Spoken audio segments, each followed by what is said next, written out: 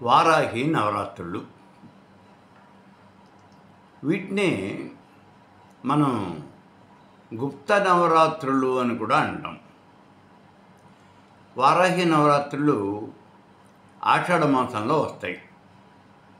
ఆషాఢ మాసంలో శుద్ధ పాడ్యమి దగ్గర నుంచి నవమి దాకా ఈ 9 రోజులు కూడా ఆషాఢ నవరాత్రులు, వారాహి నవరాత్రులు, గుప్త నవరాత్రులు ఇలా అనేక పేర్లతో పిలుస్తూ ఉంటారు.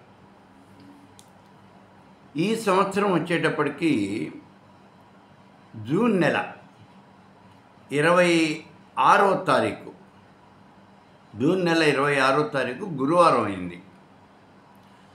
ఆ రోజున ఆషాఢ శుద్ధ పాడ్యమి. అప్పటి నుంచి మనకి జూలై 4వ తారీఖు వరకు, జూలై 4వ తారీఖు శుక్రవారం ఉంటుంది. జూలై 4 నవమి. ఈ 9 రోజులు కూడా వారాహి నవరాత్రులు అని మనం చేయటం జరుగుతుంది. అయితే ఇక్కడ ఒక్క విషయం ఏమంటే, ఆఖరి రోజు 4వ తారీఖు, జూలై 4వ తారీఖు శుక్రవారం అయింది. శుక్రవారం మనం అమ్మవారికి ఉద్వాసం చెప్పం కదా, అందుకని జూలై 5వ తారీఖు వరకు మనం ఈ కార్యక్రమం చేయాల్సి ఉంటుంది. జూలై 5వ తారీఖు అంటే అది ఆ రోజున దశమి అవుతుంది, శనివారం, దశమి శనివారం. కాబట్టి ఈ సంవత్సరం వారాహి నవరాత్రులు అంటే జూన్ 26వ తారీఖు దగ్గర నుంచి జూలై 5వ తారీఖు దాకా 10 రోజుల పాటు మనం ఈ వారాహి నవరాత్రులు అనేవి చేయటం జరుగుతుంది. ఈ 10 రోజులు కూడా ఆసక్తి ఉన్నటువంటి వాళ్ళు, వారాహి దేవత అంటే ఆసక్తి ఉన్నటువంటి వాళ్ళు మీరు తప్పనిసరిగా నవరాత్రులు చేయవచ్చు. ఇక ఈ వారాహి దేవత అంటే అసలు ఈవిడ ఎవరు, ఈవిడ ఎలా ఆవిర్భవించింది అనే విషయాన్ని కనుక ఒకసారి మనం చూస్తే, రక్తబీజుడిని సంహరించడం కోసం అష్టమాతృకలు ఆవిర్భవించారు. అందులో వారాహి దేవత, బ్రాహ్మి, మహేశ్వరి, కౌమారి, వైష్ణవి నలుగురు అయితే 5వ ఆవిడ వారాహి, 5వ దేవత వారాహి. ఈవిడ వరాహం రూపంలో ఉంటుంది. వరాహ రూపంలో కాదు, ఆవిడ యొక్క ముఖం వరాహంగా ఉంటుంది, వరాహ రూపంలో ఉంటుంది. అంతేగాని దేవత ఏం వరాహ రూపంలో ఉండదు. ఆవిడ ముఖం వరాహ రూపంలో ఉంటుంది, వరాహ ముఖంగా ఉంటుంది. అయితే ఈవిడ వాహనం ఏమిటి, ఇక్కడ భిన్నమైనటువంటి అభిప్రాయాలు ఉన్నాయి. పురాణాల్లో కూడా రకరకాలుగా చెప్పబడింది.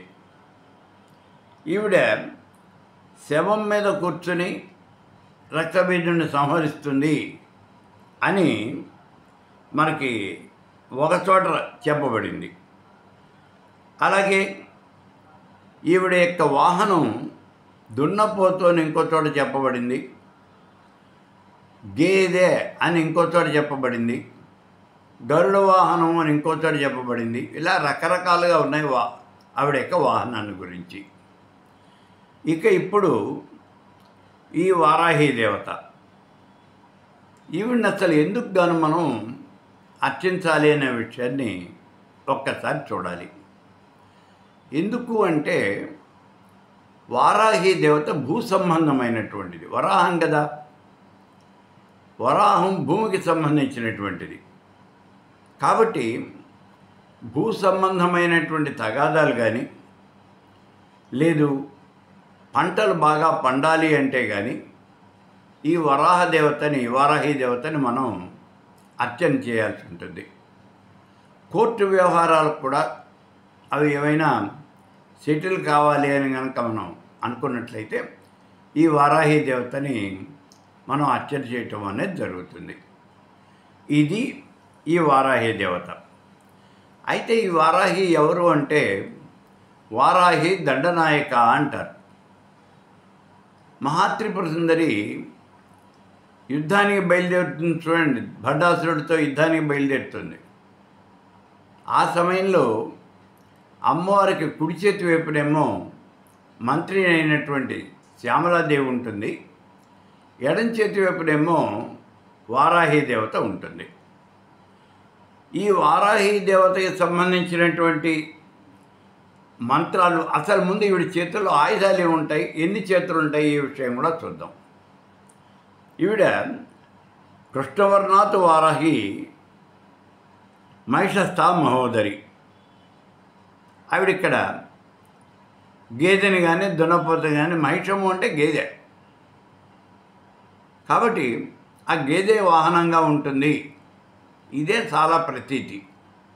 వారాహి దేవతకి గేదె వాహనము అనేది ఎక్కువ మంది అలాగే ఆవిడని పూజిస్తూ ఉంటారు. ఈ వారాహి దేవత నల్లని శరీర కాంతితో, వరాహముఖంతో, మహిషవాహనం మీద పెద్ద పట్టు ఉంటుంది. ఈవిడికి 8 చేతులు కలిగి ఉంటుంది అని అంటారు. అయితే ఈ 8 చేతుల యందు ఏముంటాయండి?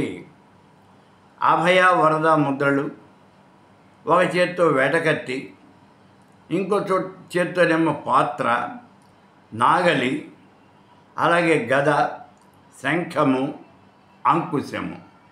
ఇవి ఈవిడి చేతిలో ఉండేవంటి ఆయుధాలు. అయితే ఈవిడి చేతుల విషయంలోకి వచ్చేటప్పుడు కూడా కొంత తేడా ఉంది. 2 చేతులతో ఉన్నటువంటి వారాహి ఆవిడ మనకు కనిపిస్తూ ఉంటుంది. 4 చేతులతో ఉన్న వారాహి కనిపిస్తూ ఉంటుంది.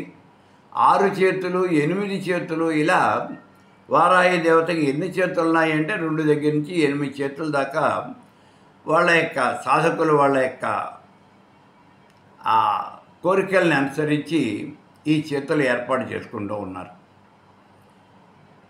ఇక ఈ వారాహి దేవతకి ఈవిడికి క్షేత్రపాలకుడు ఉన్మత్త భైరవుడు. దిగంబరాయ విద్మహే అశ్వవాహనాయ ధీమహి తన్నో ఉన్మత్త భైరవ ప్రచోదయాతు. ఉన్మత్త భైరవుడు ఇదైన గాయత్రి. మరి వారాహి దేవత కూడా గాయత్రి ఉన్నదా? ఉన్నది. ప్రతి దేవతకి గాయత్రి ఉంటుంది. మహిషవాహనాయ విద్మహే దండహస్తాయ ధీమహి తన్నో వారాహి ప్రచోదయాతు. ఇది వారాహి దేవత యొక్క గాయత్రి. ఇక ఈ దేవతని ఎప్పుడు పూజించాలి అనే దీని మీద ఏమీ కూడా భిన్నమైనటువంటి అభిప్రాయాలు లేవు. అసలు ఇక్కడ మనం గుర్తించాల్సిన విషయం ఏమిటి అంటే, వారాహి దేవతని తాంత్రికులు ఎక్కువగా ఆరాధిస్తారు.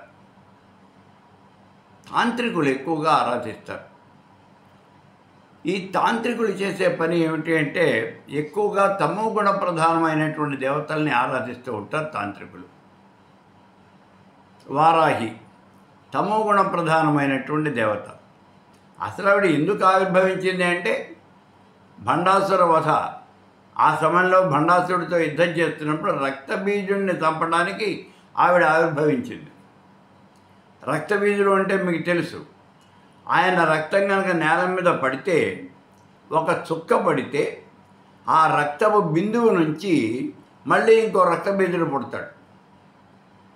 అసలు ఇక్కడ ఈ రక్తబీజుడు అనే ఈ రాక్షసుడు ఎంత బలంతో ఉన్నాడో, ఏ ఆకారంలో ఉన్నాడో, అదే ఆకారంలో, అదే బలంతో, అదే రూపంతో ఇంకోటి పుట్టేస్తాడు ఒక బిందువు పడితేనే. అలాంటి శరీరం నుంచి ఎన్ని బిందువుల రక్తం నేల మీద పడితే అంతమంది ఈ రక్తబీజులు ఆవిర్భవిస్తూ ఉంటారు. అటువంటి సమయంలో ఈ రక్తబీజుడిని చంపడం కోసం అని ఈ అష్టమాతృకులు ఆవిర్భవిస్తారు. అందులో 5వది వారాహి అని చెప్పుకున్నాం. కాబట్టి ఈవిడ తమోగుణ ప్రధానమైనటువంటి దేవత. ఇది నేను మళ్ళీ మీకు ప్రత్యేకంగా చెప్పనవసరం లేదు. తమోగుణ ప్రధానమైనటువంటి దేవతలకి అందరికీ కూడా అర్చన అనేది రాత్రులందు ఎక్కువ చేస్తారు. ఇంకొక విషయం ఏమంటే, ఈ వారాహి దేవతని ఎక్కువగా తాంత్రికులు చేస్తారు అని చెప్పాను. తాంత్రికులు అర్చన చేసేవంటి దేవతలంతా కూడా రాత్రిపూట ఈ అర్చన అనేది సాగుతుంది తాంత్రికులకి. ఈ 2 కారణాల చేత. ఏమిటి 2 కారణాలు? ఒకటేమో తాంత్రికులు అర్చన చేస్తున్నారు కాబట్టి వాళ్ళ అర్చన రాత్రిపూట ఉంటుంది. రెండోది ఈవిడ తమో గుణ ప్రధానమైనటువంటి దేవత కాబట్టి అర్ధరాత్రి 10 గంటల దగ్గర నుంచి 2 గంటల దాకా ఈవిడ అర్చన అనేది సాగుతుంది. ఎవరైనా సరే ఈ అర్చన అనేది 10 నుంచి 2 గంటల దాకా సాగుతుంది. ఇక ఈ వారాహి దేవత యొక్క మంత్రము చాలా పెద్ద మంత్రం అంట. బృహద్వారాహి చాలా పెద్ద మంత్రం. అయితే వారాహికి సంబంధించి ప్రశస్తమైనటువంటి మంత్రాలు 5 మంత్రాలు ఉన్నాయి. బృహద్వారాహి, లఘువారాహి, స్వప్నవారాహి, కిరాతవారాహి, దుర్మరవారాహి అని మొత్తం 5 రకాలైనటువంటి మంత్రాలు ఉన్నాయి. ఎక్కువగా చేసేది ఏమిటి అంటే ఈ బృహద్వారాహి మంత్రమే ఎక్కువగా చేయటం అనేది జరుగుతుంది. ధూమ్రవారాహి ఇంకా తమోగుణ ప్రధానమైనటువంటిదండి, అది మేము చేస్తామని కొంతమంది అంటూ ఉంటారు. వాళ్ళు చేయవచ్చు. ధూమ్ ధూమ్ మృత్యుధూమే, ధూమ్ ధూమ్ కాలధూమే, అది చాలా ఇంకా అసలు మరీ తమోగుణ ప్రధానమైనటువంటిది అని దానికి పేరు. సరే, ఇప్పుడు వారాహి మంత్రం ఐం గ్లౌం ఐం ఓ నమో భగవతి వార్తాళి వార్తాళి వారాహి వారాహి వరాహముఖి వరాహముఖి అంధే అంధనే నమ రుంధే రుంధనే నమ జుంభే జుంభణే నమ మోయే మోయినే నమ స్తంభే స్తంభనే నమ సర్వదుష్ట ప్రతిష్టానాం సర్వేషాం సర్వవాక్యచక్షుర్ముఖ గతి జిహ్వాస్తమనం కురు కురు మమ శీఘ్రం వశ్యం కురు కురు ఐం గ్లౌం ఐం టాటా టాటా హుం పటు స్వాహ. ఇది మొత్తం మంత్రం. 104 అక్షరాలు కావాలి ఉంటాయి ఈ మంత్రంలో.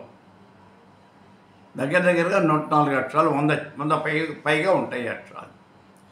కాబట్టి ఈ మంత్రాన్ని చేయాలి అంటే నిమిషానికి 3 సార్లు ఈ మంత్రాన్ని మనం జపం చేయగలిగితే చాలా ఎక్కువ. నిమిషానికి 3 సార్లు, అంతకన్నా అవ్వదు. ఎందుకంటే ఏదో గడగడ మనం అప్పచెప్పేస్తే అయిపోతుందేమో కానీ అలా కాదు. ఐం గ్లౌం ఐం ఓం నమో భగవతి వార్తాళి వార్తాళి వారాహి వారాహి వరాహముఖి వరాహముఖి. నేనే చాలా స్పీడ్గా చదువుతున్నాను చూడండి. మనం చదివే మంత్రం అవతల వాళ్ళకి స్పష్టంగా వినిపించేటట్లుగా అలాగే ఉండాలి. అలా ఉండాలి అంటే మరి ఇంత సమయం పడుతుంది. నిమిషానికి 3 సార్లు ఈ మంత్రం అనేది జరుగుతుంది.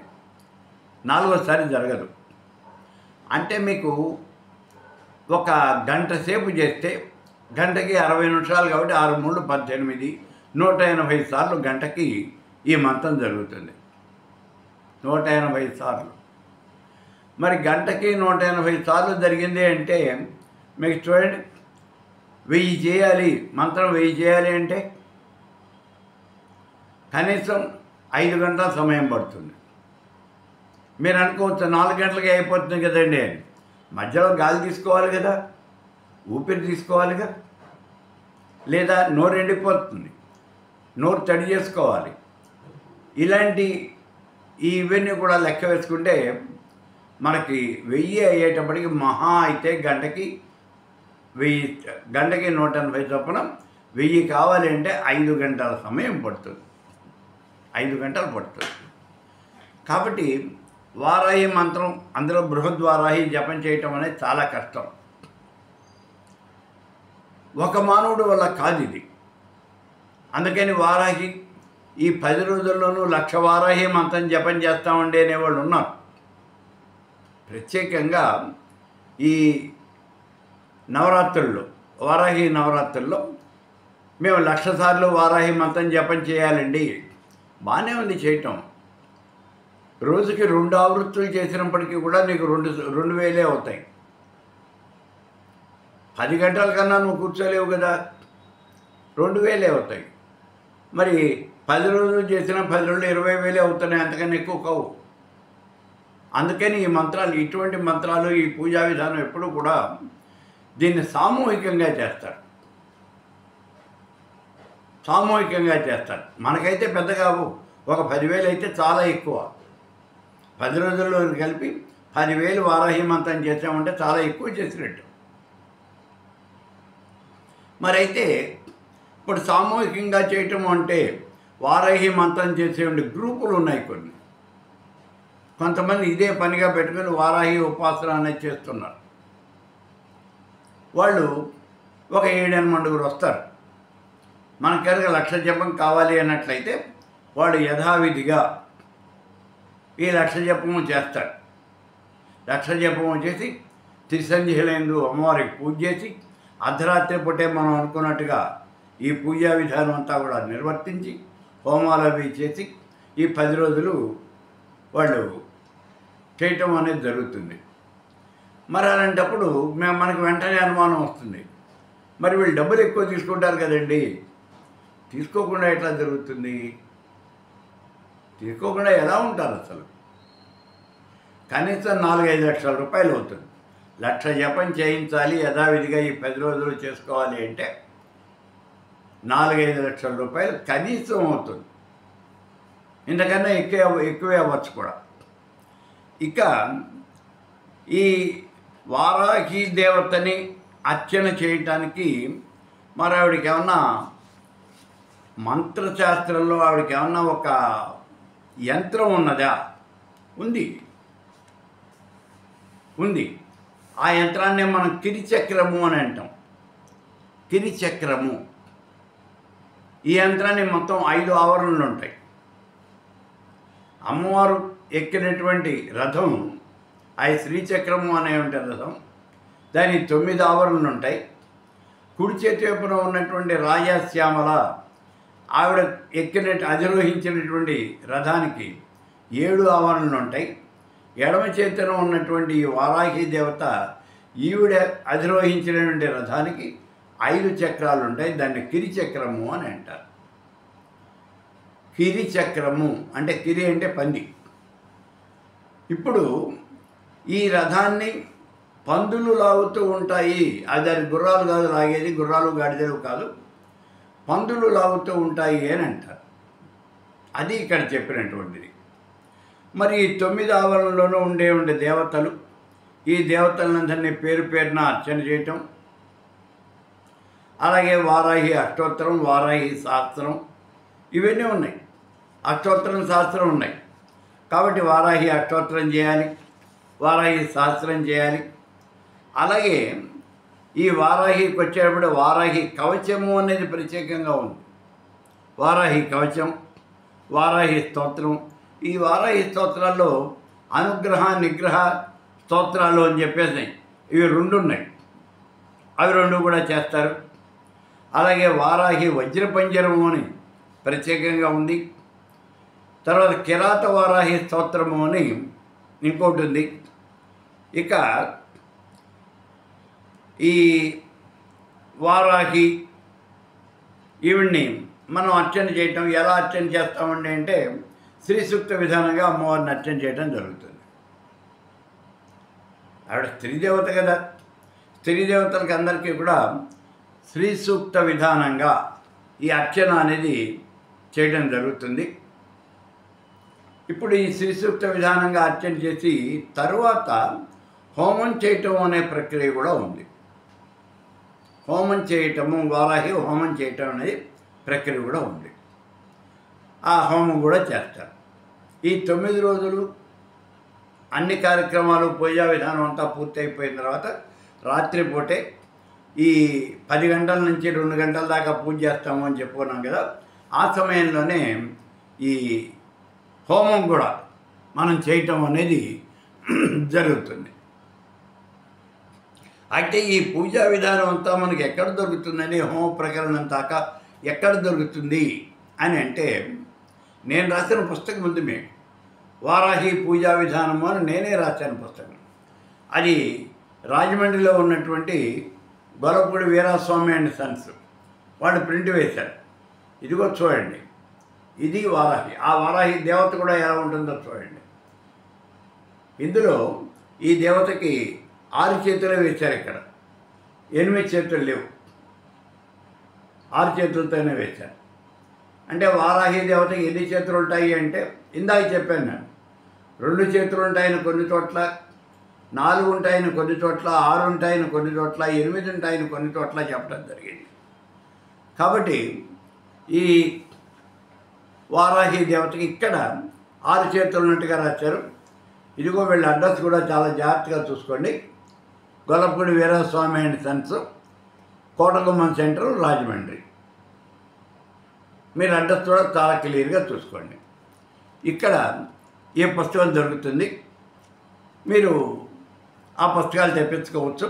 ప్రాబ్లీ అసలు ఆ పుస్తకాలన్నీ కూడా ఇప్పటికే బయటకు వచ్చేసి ఉంటాయి, బయటకు వచ్చి ఉంటాయి. కాబట్టి మీరు ఆ పుస్తకాలని మీరు చూడవచ్చు.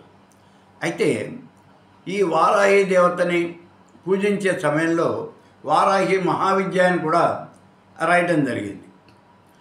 అయితే ఇక్కడ మహావిద్య అంటే మోక్షం ఇచ్చేటటువంటి విద్యను మహావిద్య అని అంటారు. ఈ మహావిద్యలు మోక్షం ఇచ్చే దేవతలకే చెప్పడం జరుగుతుంది. అయితే మరి వారాహి అనేది మోక్షం ఇచ్చే దేవత అని అంటే అవునని కొంతమంది యొక్క అభిప్రాయం ఉంది, కాదు అని ఇంకా కొంతమంది అభిప్రాయం ఉంది. వారాహి అనేది ఎక్కువగా మనం కోరికలు తీరటానికి, ఇందాక చెప్పుకున్నాం కదా, భూ తగాదాలు లేకపోతే కోర్టు వివాదాలు ఇవి తీరడం కోసమే ఈ వారాహి ఆ ఉపాసన అనేది చేయడం జరుగుతుంది. ఆ కోరిక వరకే చేస్తాం, ఆ తర్వాత ఆ దేవతని మనం నమస్కారం పెట్టి పంపించేస్తాం. అయితే ఈ వారాహి మహావిద్య, ఈ వారాహి మహావిద్య అనేది కూడా నేను రాయటం జరిగింది. మీకు అది కూడా బయట దొరుకుతుంది. అది మొత్తం 358 మంత్రాలతో ఉంటుంది వారాహి మహావిద్య. ఇదిగో వారాహి మహావిద్య. ఈ పుస్తకం మోహన్ బుక్ డిపో, రాజమండ్రి. ఇది కూడా అక్కడే, అదే అడ్రస్. ఇది కూడా కోటగుమ్మం సెంటరు, రాజమండ్రి. అయితే ఈ షాపులు 2 పక్కపక్కనే ఉంటాయి. గొల్లపూడి వీరస్వామి అండ్ సన్స్, అలాగే ఈ మోహన్ బుక్ డిపో, 2 కూడా జస్ట్ ఒక 50 అడుగులు కూడా దూరం ఉండదు ఈ రెండింటికి. 2 అదే సెంటర్లో ఉంటాయి, కోటగుమ్మం సెంటరు, రాజమండ్రి. కాబట్టి ఇది వారాహి మహావిద్య. ఇక్కడికి వచ్చేప్పుడు చూడండి, ఈ దేవతకి 8 చేతులు ఉన్నాయి, 8 చేతులు. ఇవన్నీ కూడా ఇట్లా రకరకాలుగా ఉంటాయి ఈ దేవతలు. ఈ వారాహి దేవతను మీరు అర్చన చేయవచ్చు. కాబట్టి ఇప్పుడు అర్చన ఎలా చేయాలి అనే అనుమానం మీకు ఇంకా అక్కర్లా. ఎందుకని అంటే వారాహి పూజా విధానం అనే పుస్తకం ఉన్నది అని చెప్పాను కదా, ఆ పుస్తకంలో చూసి మీ ఓపిక ఉన్నంత వరకు మీరు పూజ చేసుకోవచ్చు. మంత్రాలు కూడా అందులో విడిగా ఇవ్వడం జరిగింది.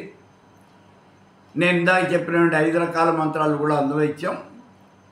అవి కాకుండా ఇంకా మనకి మాలా మంత్రాలు కూడా కొన్ని ఉన్నాయి, వారాహి మాలా మంత్రాలు, అవి కూడా ఇవ్వడం జరిగింది.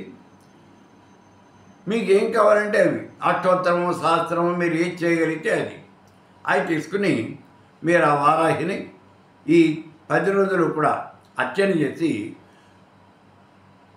మీరు ఈ దేవతను అర్చన చేయాలంటే కలశం పెట్టుకుంటారు కదా సామాన్యంగా.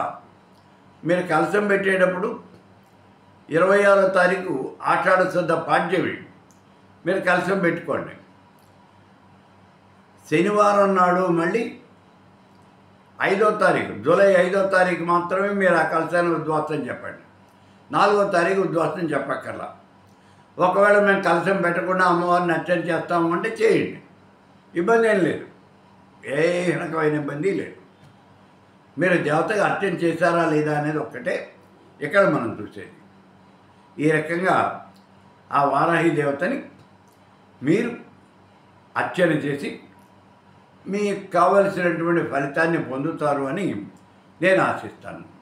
అయితే గుర్తుపెట్టుకోండి, ఈ దేవత ఎక్కువగా మనకు ఉపయోగించేది ఎందుకు అంటే కోర్టు వ్యవహారాలు, భూ సంబంధమైన తగాదాలు, లేదా పంటలు పండాలి. ఇక్కడ ఇంకో విషయం ఉంది, వారాహి దేవతకి నివేదన ఏం పెట్టాలి అని. నివేదన ఏం పెట్టాలి అంటే తాటి బెల్లంతో చేసినటువంటి పాయసం నివేదన పెట్టాలి. తాటి బెల్లంతో చేసినటువంటి పాయసం, అది నివేదన. హోమం చేస్తూ ఉన్నారు కదండి, హోమానికి ఏం వాడాలి? హోమానికి ఏం వాడాలి అంటే ఆవు నెయ్యి వాడేయచ్చు. ఆవు నెయ్యితో పాటుగా ఇక్కడ ఈ వారాహి దేవతకి వేరుశనగ నూనె, ఎందుకంటే నేలలో పండేటటువంటి వస్తువులన్నీ కూడా ఈవిడికి ప్రీతి.